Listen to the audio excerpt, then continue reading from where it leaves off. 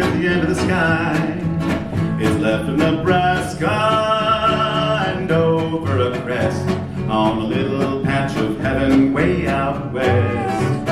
Everything's green, you know what I mean. Well, darling, it's quite the sweetest sight that you ever done seen. Ain't nothing much out there, just life at its best on a little patch of heaven way out west. Bees by the dozen are buzzing real peaceful. Every blue bonnet, doggone, it smells nice.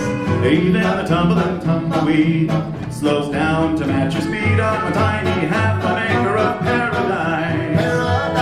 Every which way, buttercups sway. While out on the hills, the daffodils are enjoying the day. What could be better than setting to rest on a little patch of heaven way out west?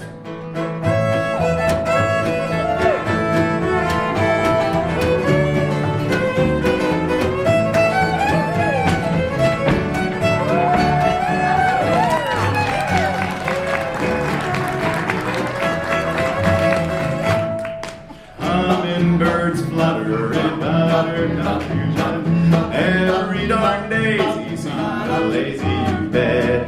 Even the cedars and the leaves say, may I thanks and please. Why, it's just as close to perfect as you can get. Darling, I swear, once you've been there, there ain't a blue beneath the blue that could ever compare. The only thing missing is you as our guest on a little patch of heaven way out west. Why don't you come visit? There's a room in the nest on that little patch of heaven way out west.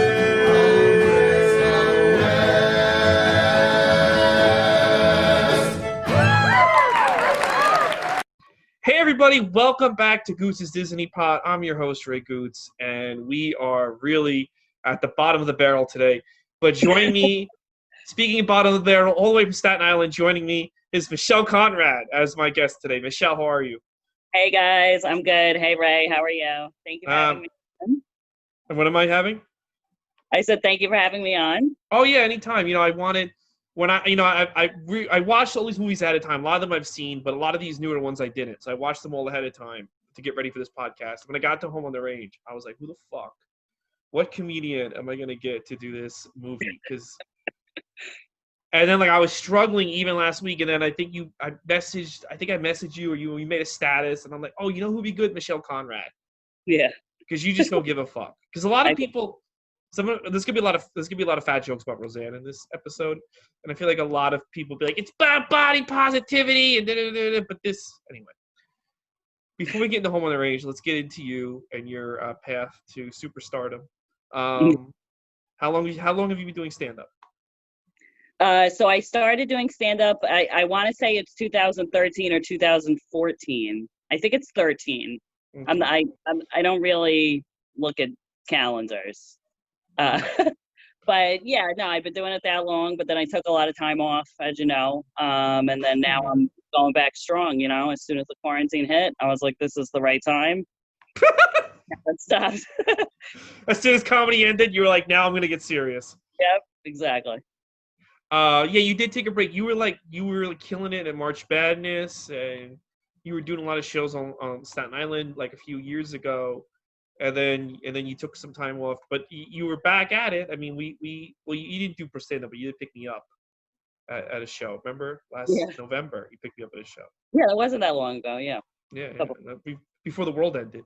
Yeah, we were doing things for stand-up. Yeah. It's not. Yeah. When was the last time you performed before this all went? I mean, I know you're performing now. You're doing open mics in Staten Island, right? Right. It hadn't been just a couple of months, Okay. It wasn't super long. Well, actually, I did an open mic right before the quarantine started, right. Maybe a week. But before that, a couple of months.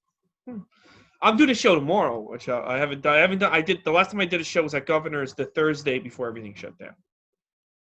Yeah, no, I saw. Yeah, it should be good. I mean, you're outdoors. Like I feel like people aren't really on top of each other. Like everyone kind of gets it, you know? Yeah, that's good. Yeah, if I get there and like people are on each other's laps, I might just be like, I'm going to go home. Yeah, This is not going to give an HBO deal. This fucking show. So, yeah. just so everybody knows, I don't know how things are going to be bad or worse, but this is going to come out at the end of July. Right now, this is July 9th. So if in the future the country is on fire, right now things are okay, I guess, right? Yeah, I would Yeah. say so. I think Okay. things are dying down, hopefully. Hopefully, we'll see. So, what got you into stand-up? What made you want to do stand-up comedy? I kind of like I was living in Florida at the time, and then I got separated. So I was like, you know what? I want to do like something for me for once, because I had, two little kids at the time. They were like 3 and 5 or 6, Mm-hmm. So like their younger years was just me doing everything, and like couldn't really do anything for myself. So after I kind of like separated, I was like, you know what? Fuck everyone, including the kids. I'm just gonna do stand up. But yeah, no, I always wanted to like be on Saturday Night Live. However, I know that with the current climate, that'll never happen to me. I don't think anyone's going to be on Saturday Night Live in about a year. Yeah, but no, that was what I really wanted to do originally, because I grew up like watching all those in the early '90s and stuff, and so I like Googled, I guess, how do you become on Saturday Night Live, and it said like go do improv. So I signed up. I Googled improv, and I did a class at Upright Citizens Brigade, and my dad paid for it. So I did that, and then the day after that, I did a stand-up class, and then I just kind of. Aren't you glad you pursued stand-up instead of improv? Yeah, I knew improv wasn't for me, because I just knew it. Like as soon as it was hard for me to really be in a group, Mm-hmm. And also, I just feel like so much of that shit is just a scam. Yeah, definitely. But I think like doing those classes, it didn't hurt. It definitely helped with like being on your toes, I guess. Yeah. All right, that's cool. And how was your childhood? Did you grow up in Staten Island? I did, yeah. Okay. I grew up in I'm Staten- sorry about that. Yeah, me too. It was nice growing up. I feel like I had a nice childhood, suburbia, I guess. Okay, yeah. Yeah, Staten Island is kind of Staten Island is a weird. If you're a listener not in New York City, Staten Island is a really hodgepodge of like ghetto, suburbia, and just like satanic killings, right? Yeah, that does happen. No, you're right. I can look up. No, I could show you where it is. I had this idea of this like an X-Files show where there's a case in Staten Island, and they go to Staten Island and they just never leave. They just keep getting weird cases in Staten Island, and the show like the investigators are like they go all over the world, but there's just so much weird shit going on in Staten Island, they just stay there. Yeah, it's like a hot spot. Yeah, because there's whenever I'm there, it's just such a strange. Did I ever tell you? I don't know what shopping center this is, but you might know it. But I filmed it. I had a web series, and my friend, we were gonna do a wrestling episode, and he had a wrestling ring inside of a youth shelter. So in this place, there was an arcade, and there was a merry-go-round, and there was like basketball courts and a swimming pool and a batting cage, all that stuff, right? And so kids would hang out there. But right next to this youth center place was a strip club, like no separation. Just right next to you, and I made a joke, like, I guess when the kids hit 13, they get off the carousel, just go right to work. I don't know. I know exactly which place you're talking about, because I used to have my kid's birthday party right there. Oh, so you know the place. Yeah, it's the only. It's not a strip club anymore. I believe it's like an auto shop or something. Oh, yeah, this was 5 years ago. I haven't been there in 5 years. Well, I think it was called Lipsticks, maybe. Mm-hmm. Yes. Yeah. Lipsticks, yeah. But it was just so funny, like the juxtaposition. And then the other crazy thing is we had pizza. There's a pizzeria right next door. Actually, it's a good pizza, Yeah, it's good pizza. So we're sitting there, and me and the actors, and this little kid comes in, little kid, like under 5, orders a slice and a soda and pays for it and eats at a table and just leaves. And the people at the pizzeria were never like, Where's your mom? They're just like, what slice do you want? And the soda, what soda? Do you want ice? And like he's a regular like 30-year-old man. How old was the kid? He must have been like 5 if he Oh my was God. older than 5. It was crazy. He's has mental conditions. That's Isn't that weird? Yeah. That's his mom's probably working at lipsticks. So that's Probably they probably like this kid's always here. So yeah. So he sat at a table, like, you know, no phone or anything, but he sat at a table. I think they had a Family Feud on the TV and just fucking was really strange. Anyway, you have kids of your own, right? Yes. Okay. 2 kids. They're 13 and 10 now. Oh wow. Now, Yeah. let me ask you this. I'm gonna ask you. This is a 2-part question.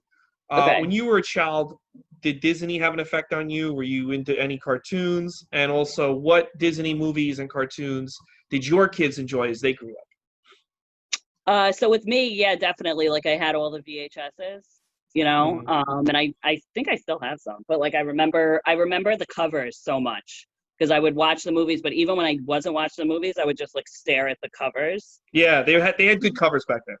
I remember actually when like we got our first dog. One of the things I did to try to like get to know him was like I sat next to him and I read like the back of the Disney VHSs to him. That's a true story. I just remember that. But yeah, like The Little Mermaid was a big one. Pocahontas, a real big one for me. The kids definitely too. And I tried to like introduce like all the old ones to them too when they were younger, and they liked them. Now it's like they're like all like stiffy with the animation, you know. What do you mean stiffy? I mean the kids are like all like. Who cares? It's not like if it's not like up to par, the animation, they're like, oh, this is garbage, you know. Oh, okay. Well, what are they into now? Do you know? Do they watch any cartoons? Or are they like just playing Fortnite and punching people? Yeah, like a lot of Fortnite. My daughter really likes like South Park and Family Guy. Okay, yeah. She's on the right track. But she still likes like Frozen, and she'll watch the movies that come out. You know, the new Disney movies. The new ones. Yeah, Frozen 2 was I was a giant piece of shit. I don't understand how they fucked that up that bad. Because she probably liked Frozen when she was younger, right? The first one. Yeah, she was into hard. Yeah. Yeah, they fucked up Frozen. Frozen 2 was like an episode of Star Trek. Did you see it? Yeah. I did, but I just watched it once, so I don't really like remember. It was like all this mythology, and your parents' ship was over here, and your powers are like this, and I'm like, what the fuck? Am I watching Doctor Who? How are kids gonna fucking get this? You know? I really the first one was good. Yeah. The first one was good. This one was like really your ice powers. I don't know. It just seemed like an X-Men. It was weird. It was a weird movie for kids. I don't know. I can't wait to shit on that when I get to that. But so have you ever? Now, where were you? How old were you in 2004? If you don't mind me asking. In 2004, I guess I was about 17. Okay, so you didn't see Home on the Range or hear about it? No. Yeah. 16, 17. So yeah, nobody, no 16, 17-year-olds on Staten Island. Like, let's go check out Home on the Range on Friday. Yeah, if I would have watched Home on the Range, I probably would have ended up doing heroin then, and I wouldn't be around because I guess Staten Island has a big heroin problem. I think everyone just watched Home on the Range. I think that's when it started. There was like a screening for all the kids. Yeah. Disney had a special screening of Home on the Range. Those kids left the theaters and started doing heroin as soon as the movie ended. Like a methadone clinic. I kind of feel like the people that made this movie are on heroin. This is a really if you haven't, we're gonna break the movie down bit by bit. But what did you think of the movie? Because you watched it twice, which no guests ever do. They usually watch them once. But a lot of these movies people are familiar with, so they don't need to you know. Yeah, I had never even heard of it. Like I thought it was like an old Western kind of movie, Home on the Range. You know, like a live action. So I watched it a couple days ago, but it was a little distracting. It's hard to follow. I rewatched it today. I liked it a little bit more today. It kind of like it gave me like a little nostalgia. Like it reminded me of the like the afternoon cartoons that you would watch. Like like Tiny Toons and stuff like that. Yeah, like the ones that you would watch in the afternoon when you got from school, you know, or even Saturday morning cartoons. I feel like they put more money into Saturday morning cartoons. That's why I'm not. They did until Batman came out. Do you remember the Batman cartoon? Vaguely, yeah. That was like a big budget cartoon. That was during the weekdays. But you're right. Yeah, like I don't know if you remember, but like the episodes of Darkwing Duck on the weekends were better animated than the weekday episodes. It was like this is like Yeah. the real. Yeah, but you're right about that. Yeah. But I mean, I liked it. I thought it was cute. I thought it was cute. It had a nice story. Roseanne is in it. Roseanne Barr, which is hilarious. She's a cow. She also plays a cow in the movie. Uh, but yeah, it has a lot of heavy hitters, which I was like, what Yeah, the I was hell? surprised at the big names. Like this is like one of the last. Randy Quaid kind of went insane. I don't know if you heard about that Yeah, story. yeah.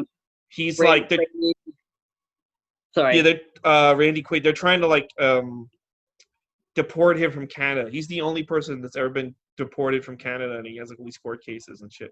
They Right, just he's don't like want him. or something, right? He's completely insane. Him and his wife are like they like believe in all. Actually, now they'd be the president because they believe all these crazy conspiracy theories and stuff. Maybe he's onto something. I don't know. Maybe he knew about Corona when he was making this movie. So No. Listen, I don't know. This movie had a lot. It was pretty progressive, I think. with the all-female leads. With the all-female leads, then they even like there was like a transgender joke in the bar. Did you catch that? Oh yeah, I did. Well, what about the one at the very beginning of the movie? She goes, "Yes, they're real. Quit staring." Oh yeah. About her udders, and I was like, "Wait, what?" She makes a lot of fat jokes about herself. Yeah. Yeah, it's very like fat friendly. It is. But the weird thing is they got Judi Dench, who's like this like English theater actress. I just feel like they got a lot of these actors to agree to this movie because they saw all the success Robin Williams and Tom Hanks had. And they're like, oh, this is going to be a shoo-in. And then they got the script. I heard, so this is how I think they get a lot of these great actors to say yes to these scripts. You don't get the whole script. I didn't know that. I found that out an interview with Tom Hanks when he did Toy Story. You don't get the whole script. You just get your lines. Huh. So if you're not in a scene, they don't hand you that scene. So I can't just imagine when Judi Dench like went to the theater to see this at the premiere. She probably was like, "What the fuck did I say yes to?" I think she's like, I gotta go see my doctor. I might have dementia. Yeah, because I would assume like they would hand you the script because like I don't want to be doing a kids movie. I don't know, like I don't want to like if I'm Tom Hanks and they're like, oh yeah, we're gonna do Toy Story 5, great, and you just film your scenes, and then there's a scene where like Buzz gets raped. I don't know. I'm just if I'm Tom Hanks, I'm like I didn't. Why would I have agreed to this? Like. Yeah. I don't know, but I guess Tom Hanks gets the whole script. Anyway, Probably. but apparently you don't get the whole script. You just get your lines. Huh. Yeah. No, I get it. And Jennifer Tilly is the other female cow because I guess they needed a slutty one. Oh yeah, they need a slutty dumb one, so that's Jennifer Tilly. That's her in every movie. Yeah. Even in Monsters Inc. Monsters Inc. Yeah. She played the girlfriend. Oh, and then they had Cuba Gooding Jr. Cuba Gooding Jr. is the horse. As the horse, yeah. But I just want to know the meeting they have with Roseanne. I would feel so nervous to pitch this to someone like Roseanne. Well, not now because she needs the money. I think that right now she'd do porn with the way her career. But back then, it'd be like, hey, we want to have a meeting with you at Disney. And she's probably going in, being like, they probably want to give me a new sitcom or something. And it's something like, we'd like you to play a cow. The head cow. The biggest cow. You're the biggest cow. And we're going to constantly mention how fat you are in the whole movie. I don't know. Yeah, I don't know what she had going on. It's just weird because like I feel like there was so many other opportunities going on in like 2004, for films. Like this apparently was the last 2D film that yes, Disney it was. This did really bad. So this cost $100 million to make. I don't know what was the money on catering because this movie looks like yeah. This looks like they made this in 1982. Yeah. But yeah, the budget and it only made $145 million, so that's not really a profit to a company like Disney. And this same summer, this came out in April, and in May of that same year was Shrek 2, which I think is the best Shrek movie. I don't know, have you seen all the Shreks? Yes. Okay, which one was your favorite? I think the first one would probably be my favorite. I don't like the first one. No, I don't find it. I find part 2 funny. I don't find that one funny. Yeah. I feel like that's like the best, because it sets like the whole story and. Yeah, that's true. Well, I knew the twist that she was an ogre. I think that helps it when you don't know the twist. Right. That Cameron Diaz. I hope we didn't spoil this for anyone who never saw Shrek. Sorry. What year did the Shrek original come out? 2000? 2001. Do you remember? I remember seeing the poster. I don't know how you felt, but I remember seeing the poster for Shrek, and I was like, how is that animation that looks like live action? Yeah. Like it was I that. don't remember. I You don't remember? remember. Yeah. I remember when the first Shrek images came out, I was like blown away. But Shrek 2 is such like that movie still holds up. It was very contemporary back Yeah. then. Like they did Simon Cowell was in it. That was crazy. He's in the first one, right? No, he's in Shrek 2 because they do like fairy tale. Yeah. But But like that's that Pixar, right? what'd you say? Shrek is Pixar or DreamWorks? DreamWorks. Right. So it's just so Shrek was the first time another company really like fucked up Disney, and Disney was kind of like really, and they didn't own Pixar at the time. They just distributed, so Pixar could have just been like fuck you and went to another studio. So for them to think like, oh, Shrek 2 is coming out, well, you know what? We're gonna do Home of the Fucking Rage, kick their ass. Yeah. Apparently, the movie was pitched like a bunch of years prior, so they probably just were like, what do we have? What do we have? Do we have anything? Did any other Disney movies come out that year? Incredibles, but that was a Pixar movie. And then they put out this film. They put out a couple live action films. I think they put out like one of the Lindsay Lohan ones before she became a crackhead. I think like Love. Loaded. Yeah, I think the Herbie. Yeah, Herbie Fully Loaded. Yeah. Back when she was still like, I don't sound like a pervert, but really hot. I mean, she was really hot, and then she wasn't. No, I know the meth like kicks on. The meth kicked. Yeah, Cuba Gooding Jr. was the horse, so I think he definitely stole the show, a little bit. He was your favorite character? What? Was he your favorite character in this? Yeah, I would say so. It was so nice seeing him like as a horse and not like as an actor, sexually harassing women.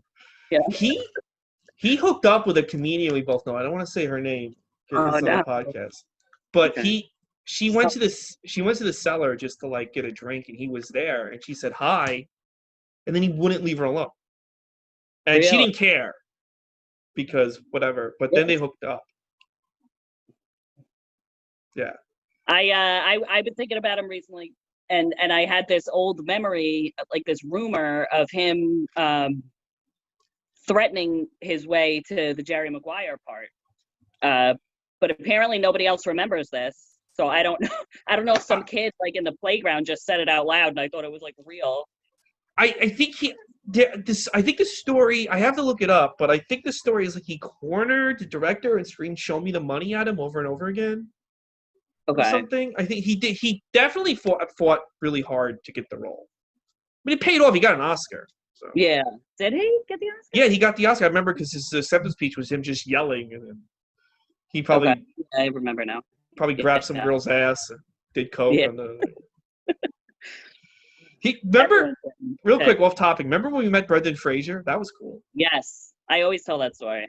Yeah, that was a great story. He was leaving. He was gonna leave with some girl he was dating, and I saw him in the lobby of Caroline's, and we're talking. So I had a few, and I said I love you in Biodome, and he was like, I wasn't in Biodome, or yeah, that's the one he wasn't in, right? He wasn't in Biodome. Yeah, I still fuck it up. So I don't know if I could curse. But then you said Encino Man, and he was in. Yeah. So and he's like, what? So I think when you make such a ass out of yourself, you're remembered. So he was like, picture. Oh, come back in and watch your set. And he was laughing. He liked your set a lot. Yeah. No, he came back out and told me I was good, and he told me I was a sick bitch. Yes, I remember. I heard him say that. Yeah. I was like, oh, yeah, he's a really nice guy, though. Really nice guy. I know. Hopefully he's listening to this. Yeah, I think he's definitely listening. He's got nothing else to do. So let me just go through the plot of the movie, because I feel like there's no one has heard of this movie, and we're just kind of talking about like everyone knows what movie we're talking about. But the movie is about this poor farmer. He loses his ranch, and we never see this farmer again. I guess this guy goes off and kills himself. Yeah, I think that's gotta be what happened. I was looking out for him, actually. I was like, I wanted to see more of that guy, but like, just like, no, too bad. But Maggie is his prize cow, only cow left on the Dixon Ranch. So he sells it to Pearl, who has a nice little farm called Patch of Heaven. Mhm. And she shows up in the farm and she starts acting like an asshole, like Roseanne usually does, like just barking orders. And then like 2 minutes later, so this woman buys a cow and is like, whatever, everything's fine. 2 minutes later, the sheriff just shows up and is basically like, oh, now your farm is gonna be so the bank is cranking down. You have 3 days to pay the bank $750, which isn't that bad, or they're gonna sell the farm. So she's screwed. I don't know why she's taking more animals when she owes all that money. That was kind of weird. Yeah, it's in the late 1800s, so that's what, like $20,000 probably. That's a lot of money.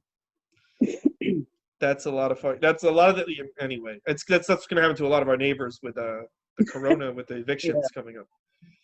So then Maggie goes to the cows and is like, "We need to go win the prize money at a fair." And there's a bounty hunter named Rico. He's in town, and he's going to go after Alabama Slim. He's the guy he's a cattle rustler. Right. And so the cows go to town and they disguise as showgirls. Yeah, they get kind of lost. They think they're going into the sheriff's office, but they really go into a saloon. And there's more like fat women, doing like burlesque dancing. Mm-hmm. And then the cows like somehow get backstage and someone yells, "Get those cows off the stage!" And all the women are like, "Oh!" But so then they like wrestle and stuff, and that's when the guy jumps into the other guy's arms and his wig falls off, and he's like, "Daddy!" Yeah, a lot of weird. Well, what about there was one guy? So he kicked the cows out. It's very clear they're cows. Nobody acknowledges that these cows got dressed up in showgirl outfits. But there was one guy. There's one like little old man that like tries to chase after the cows, I guess, to rape them, and like he gets stopped. He's like, I just love them cows, which I was so. They come across Alabama Slim, who's played by Randy Quaid, and he does this yodeling thing, which puts them in a trance, kind of like Bill Cosby's. That was weird too. The yodeling thing, where the colors came. Did you think that was weird too? Randy Quaid yodeling? Yeah, I don't know. That was Randy. I think they got a professional yodeler. Because if that's Randy Quaid, then he's clearly the most talented person in this movie. Well, I mean, then I don't know why he's not just doing yodeling competitions to pay for his Canadian citizenship. I don't know what he's. I think this is the movie that broke him. By the way, I really do. Yeah, that's the way. So the cows and the horse. They team up to like stop the cattle rustler. There's a big fight on a minecart. Also, the cattle rustler has these two stupid like twins that help him. No, there's a lot. Those characters with the covered eyes. Yes, those are like recurring Disney characters. They are. Just not like them exactly, but where they cover the eyes. That's like an old school thing. I didn't like have a chance, but was it? Yeah, like no, that's true. They are in other movies. So I was just they are. So like it's a similar design. Yeah, exactly. So there's a big confrontation in the mines. They defeat Alabama Slims. They pay the money for the farm. I'm skipping over some things. There's a really sad Katie Lang song at some point. Yeah. Yeah. The music was pretty depressing. The music is pretty depressing. The music is like country, but not like even contemporary country. Like Cars has contemporary country music, which is like stuff that you and your kid can listen to if you're not into country. This is just like shit from the 40s. Sounded like Reba McEntire a little bit. Yeah, well, I think she does have one song. Really? Oh, yeah. And Tim McGraw, because I always put a cover version of a song from one of these movies to start the podcast. But Katie Lang does the really depressing song in the middle. Okay. This movie to me, like, I really felt like this was like, even though they tried to make the humor like really dirty and contemporary. There's a lot of fart jokes, right? Yeah.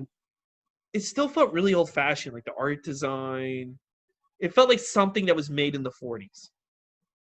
Yeah, especially just like the background and like there was no real detail in the background, and like when the characters would move, backgrounds would just seem like a picture. Like it just seemed like a old-fashioned animation. Yeah, and like not in a good way. Like it just felt like very like this is really out of touch for what's going on in the world back then. Even nowadays it'd be out of touch, but like back then it's like it's like, guys, is this really your best? You're fucking Disney. Is this really the best you got? And I think it's just especially weird because there were so many famous people in this movie. Like that's besides Roseanne's food budget, I think that's where all the money was allocated to. She had to stay in character. Really wasn't towards the animation.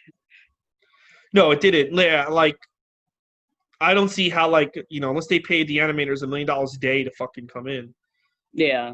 Because there's not a lot of, I can't see, like, some of the movies, like Hunchback of Notre Dame, you can kind of see where they put the computer. Like, there's so many complicated shots and things like Tarzan or Hunchback or Beauty and the Beast even. And those are 2D movies, but you could see, like, the complicated shots. This movie has none of that.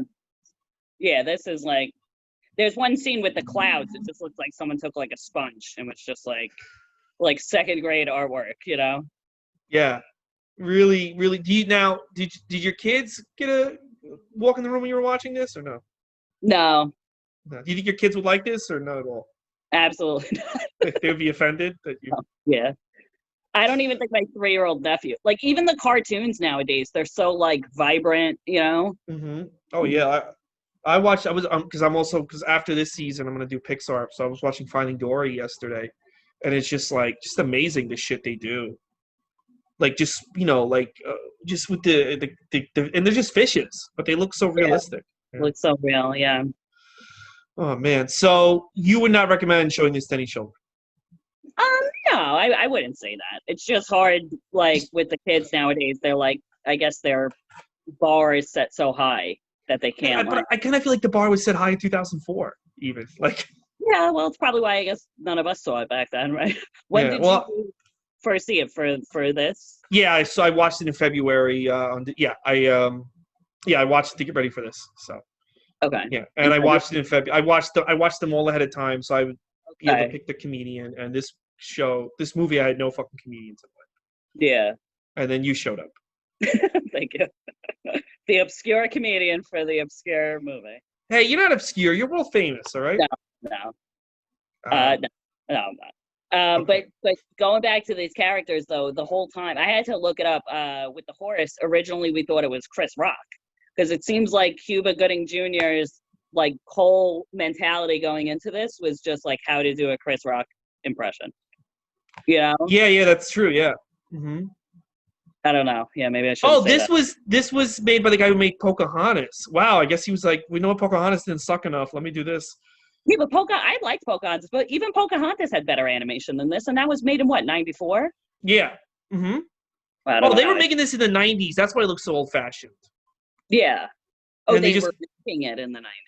Yeah, they were going to put it out for the 90s, and it was supposed to be. Oh, listen to this. This sounds way better. Supernatural Western about a timid cowboy who visits a ghost town and confronts an undead cattle hustler named Slim.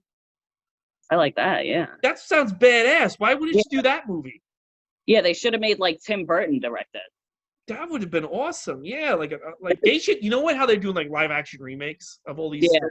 They should do that, the Home on the Range live action version, but with that story. That's a good idea. The guy goes to a ghost town and fights zombies. It's actually, I'd watch that. The like claymation kind of. No, live action, like Aladdin was. Okay. You know how they make it? They're doing live action Aladdin and Cinderella the past few years. Yeah. I don't know how I watched the live action Aladdin, but I didn't like it. It's not the same. Yeah. It's not the same without Robin Williams. He really made that movie. Oh yeah, for sure. Yeah, it's kind of racist. Anyway. But then people on Twitter were like, well, this one's better because they're using actual Indian actors. And I'm like, okay, calm down, relax, all right? That's another thing. Judi Dench, playing a black cow.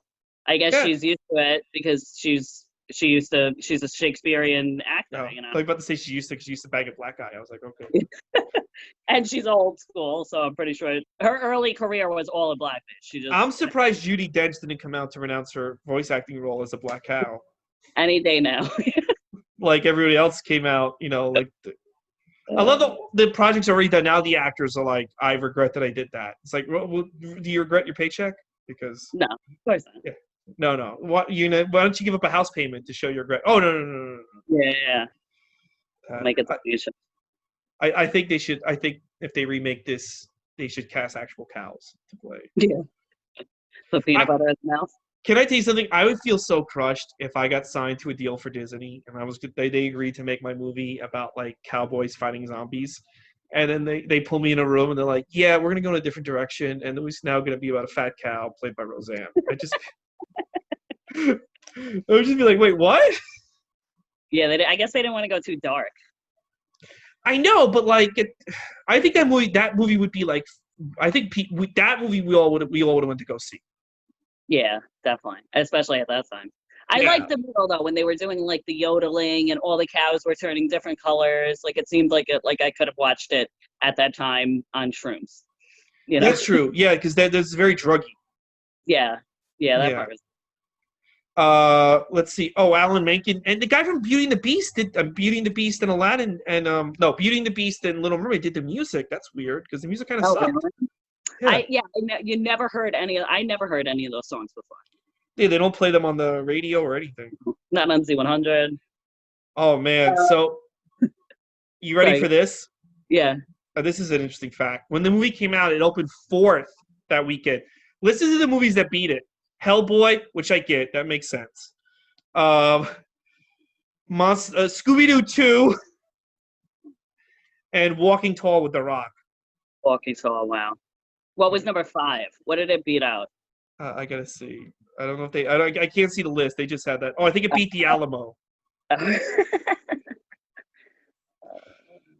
Yeah, but I can't believe kids would rather. Did you ever see Scooby-Doo 2? It looks horrible. The live action. Oh, the new one? It was with Matthew Lillard and. Yeah, I saw that one. I like that one. I thought it was a good cast. Well, it kicked this fucking movie's ass. I'll tell you that much. I think this was well cast too. This movie. Oh, it's Steve Buscemi. We didn't even bring him up. Steve Buscemi. Yeah, he's in it. He's a small role, but he's in it. That's another great actor. Yeah. Did you see The King of Staten Island? Speaking of Steve Buscemi. Yes, I did. What'd you think of it? I thought it was alright. I thought it was, funny. It's just one of those movies like you'll probably never see twice. So I don't like the fact that comedies now are like over 2 hours long. Yeah, it was drawn out a lot for sure. Yeah, I feel like the best comedies were always like 90 minutes. So I feel like they couldn't like tell if they wanted to be like a drama or a comedy. I felt like it was a pretty spot on depiction for Staten Island, except for the scenes in the restaurants, because they had black waiters. Yeah, they needed up the racism in that movie. Pete Davidson should have been posting "All Lives Matter" on his phone. Right. I think it would have been a little bit more okay.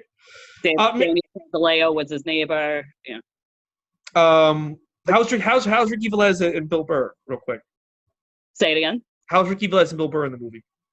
I thought they were really, really good. Yeah. I like Bill Burr. I really didn't know about Ricky Velez until this either. You didn't know him? No.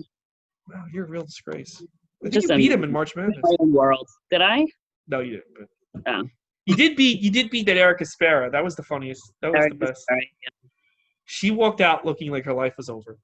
It was really funny. I mean, it's not a big deal, right? I mean, she's not doing a Home Arrange podcast, and you are. So whose career is? She's doing a herpes podcast. Oh yeah, that's right. She does the herpes. They haven't released a new episode though. Yeah, go for it. Hey, Michelle, if people want to follow you on social media, where can they go? So my Instagram is mishcon13. And then I'm on Facebook as Michelle Conrad. Twitter, I'm not really active, but if you want to follow there, you can. I'm trying to get more active on Twitter. I fucking hate it. It's hard to be active on Twitter. I was just talking about this yesterday. You have to be a hack. You have to be a hack to get a following, and then you could do your own stuff, You have to either pander, like you have to be an SJW, or you have to like be constantly posting jokes. That time, if I have a really good joke, I want to say it on stage. I don't want to like give it out for free on Twitter. Right. Sometimes I'll throw it out to see if it gets like a warm reception. But yeah. Well, I had a good day on Twitter. I'll tell you that somebody wrote somebody wrote on Twitter, it just came on my feed, I hate Hamilton because I hate seeing theater kids being excited about something. And I wrote back, don't worry, at this rate, they're going to have anything to be excited for the next 2 years. And I got like 1,000 likes. Really? Yeah. How many do you have? A lot of Twitter followers? I have 800 now. I finally got up to 800? 800. I don't Yeah. even know, to be honest. But my Disney account, I have an account for this podcast, has like 8. But like I have a ton of followers on Tumblr. I'm killing it on Tumblr. 18. I have 18 on the Disney account. On Tumblr? Yeah, Tumblr. I'm posting my podcast on Tumblr. I'm destroying. Oh no, I'm 11 away from 800. Fucking. Oh, not bad. You know what I hate? This is what I hate. Sorry, I don't mean to keep putting. Like I knew people like Dan Soder, and I knew people like Big J and Luis Gomez. Like I don't hang out with them, but I did, and like I follow them on Twitter, and they saw that. Why can't you just follow? Like if I know you in real life, why can't you follow me back? I feel like people are just petty. Yeah, It's like I feel like there's no other answer. It's like somebody defriended me, and I'll get into it. I don't want to get into the podcast, but some comedian I know, we had a disagreement over how COVID is going to affect comedy, because I was basically like, it's over for good. Not over for good, but it's over till next year. And like in a way to make money. Like you're doing open mic later, right? Yeah. Yeah. So like you're gonna do a mic, I'm gonna do the show, but like we're not gonna sell out theaters in December, no matter how good we get. Right. Yeah, because everything's just up in the air. Nobody knows how it's gonna be. You know? And he was arguing that like that we should have theaters. So he hung up the phone on me, whatever. And then he unfriended me yesterday, and I called him. I said, "What are you, a 14-year-old girl? Like, You guys were like friends? Yeah." And I was Like, like, what are you, a girl? Like, and he didn't call me back yet. But like, I was like, no, anyway, I'm sure he's watching this right now, whoever you are. So. Yeah, oh yeah, he's definitely listening. Okay, so but listen, so you can follow me. Yeah, but anyway, Twitter, comedians, everything. Anyway, whatever. Listen, guys, if you tune into this podcast because you're a big fan of Michelle Conrad or Staten Island or Home on the Range or Roseanne or Cows or Cuba Gooding Jr. or Disney or whatever have you, and this is your first time listening to the podcast, please subscribe to us. We've done every movie from Snow White up until this, and we're going to keep going. Next week is Chicken Little with somebody. I had a girl in mind, but she's okay. So I had a girl in mind because she saw this movie as a little kid, Chicken Little. Have you seen Chicken Little? Yes. Oh, you did see that one. Okay. And she was really nice to me when I was booking Caroline's. And when I got banned, she stopped responding to me. She just stopped responding. Well, that's how you find out people's true colors. There you find out. You kept responding. Of course, because I'm not. You're a I'm true friend.